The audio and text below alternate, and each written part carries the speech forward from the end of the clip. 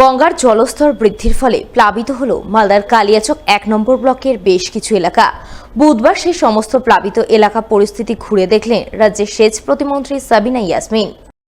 গত কয়েকদিন ধরে মালদার গঙ্গার জলস্তর বৃদ্ধি পেয়েছে, ফলে কালিয়াচক ১ নম্বর ব্লকের কালিয়াচক ১ নম্বর অঞ্চলের রামাশঙ্কর, বড়মত্তর এবং কালিয়াচক ২ নম্বর ব্লকের রাজনগর অঞ্চলের রসুলটোলা এলাকায় জল ঢুকেছে। প্লাবিত হয়েছে বিস্তীর্ণ এলাকার চাষের জমি, সেই সঙ্গে বেশ কিছু ঘরবাড়িতেও জল ঢুকেছে বলে খবর। আর বিষয়টি জানতে পেরে বুধবার সাত সকালে ওই এলাকা পরিদর্শনে যান রাজ্যের সেচ প্রতিমন্ত্রী সাবিনা ইয়াসমিন। তিনি জেলা পরিষদের বনভূমি কর্মাধ্যক্ষ আব্দুর রহমান সহ অন্যান্যদের নিয়ে গোটা এলাকা ঘুরে দেখেন, এলাকার সাধারণ মানুষজনের সঙ্গে কথা বলেন, তাদের অভাব অভিযোগের কথা শোনেন এবং প্রয়োজনীয় মানুষজনের মধ্যে ত্রাণ বিতরণের আশ্বাস দেন বলে জানা গেছে। আপনারা টয়লেটের কথা বলেছেন, আমি ভিডিওর সঙ্গে কথা বলছি। আর পানি আসবে, রহমান দা আছে, মাসুদুর আছে, ওদের সঙ্গে যোগাযোগ রাখবেন। পানি আসবে আজকে, খাওয়ার জল। আর দু চারটা যদি আমাদের যে কটায় ৫-৭টা যদি ত্রিপাল থাকে, ভিডিও ইনকোয়ারি করে গেছে, আমরা দেখে নিচ্ছি, ওদেরকে দিয়ে দিব ত্রিপাল, ঠিক আছে? এরপরে যদি বেশি কিছু বাড়ে তখন আমরা অন্যরকম চিন্তা করব, কিন্তু এখন আপাতত আমরা এখন মোটামুটি আজ পর্যন্ত দেখে নিই। আজকাল হয়তো পানি কমতে পারে না, যদি কমে তাহলে আমরা ফার্দার অন্যরকম ভাববো। অন্যদিকে পুজোর মুখে ফের নতুন করে বন্যা পরিস্থিতি তৈরি হয়েছে মালদার মানিকচক ব্লকের ভূতনির বেশ কিছু এলাকায়, যার জেরে ফের বিপাকে পড়েছেন ভূতনিবাসী।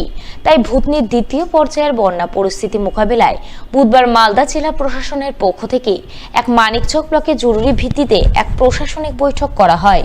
বৈঠকে হাজির ছিলেন রাজ্যের সেচ প্রতিমন্ত্রী সাবিনা ইয়াসমিন, জেলা শাসক নিতিন সিংহানিয়া, জেলা মুখ্য স্বাস্থ্য আধিকারিক ডক্টর সুদীপ্ত ভাদুরী, মানিকচকের বিধায়ক সাবিত্রী মিত্র সহ অন্যান্য প্রশাসনিক আধিকারিকরা। উল্লেখ্য, গত মাসখানেক আগে মানিকচক ব্লকের ভূতনিতে ভয়াবহ বন্যা পরিস্থিতি তৈরি হয়। ভূতনির উত্তর চণ্ডীপুরের কেশরপুর কালুটনটলায় গঙ্গা নদীর বাঁধ ভেঙে ভূতনির ৩টি অঞ্চল ভেসে যায়, জলের তলায় চলে যায় ভূতনির প্রায় সমস্ত এলাকা। এই পরিস্থিতিতে গত সপ্তাহ তিনেক আগে ভূতনিবাসীর একাংশ দক্ষিণ চণ্ডীপুরে বাঁধ কেটে বন্যার জল নামানোর চেষ্টা করেন। সেই চেষ্টা সফল হয়। সপ্তাহ দুয়েকের মধ্যে ভূতনির প্রায় সমস্ত এলাকা থেকেই বেশিরভাগ বন্যার জল নেমে যায়, মানুষজন ঘরে ফিরতে শুরু করেন। এর মধ্যে গত কয়েকদিন ধরে ফের নতুন বিপদ দেখা দিয়েছে। দক্ষিণ চণ্ডীপুরের কাটা বাঁধ দিয়ে ফুলহর নদীর জল ঢুকতে শুরু করেছে লোকালয়ে। অপরদিকে গঙ্গার জল ঢুকেছে কেশরপুর কালুটনতলার ভাঙা বাঁধ দিয়ে, যার জেরে নতুন করে প্লাবিত হয়েছে ভূতনির বিস্তীর্ণ এলাকা। তাই দ্বিতীয় পর্যায়ের বন্যা পরিস্থিতি মোকাবেলায় বুধবার রাজ্যের মন্ত্রী সহ জেলা প্রশাসনিক আধিকারিকরা মিলে এক বৈঠক করেন। সেই বৈঠকে দুর্গত এলাকায় প্রয়োজনীয় ত্রাণ সামগ্রী বিতরণ সহ বিভিন্ন ব্যবস্থা গ্রহণের সিদ্ধান্ত গৃহীত হয় বলে জানা গেছে। শুধু ভূতনি না, মানিকচকের 10টা বুথ এফেক্টেড হয়ে গেল, ছিল না এরকম। গোপালপুরের প্রায় 6 থেকে 7টা বুথ এফেক্টেড হয়ে গেল, যেটা ছিল না এরকম।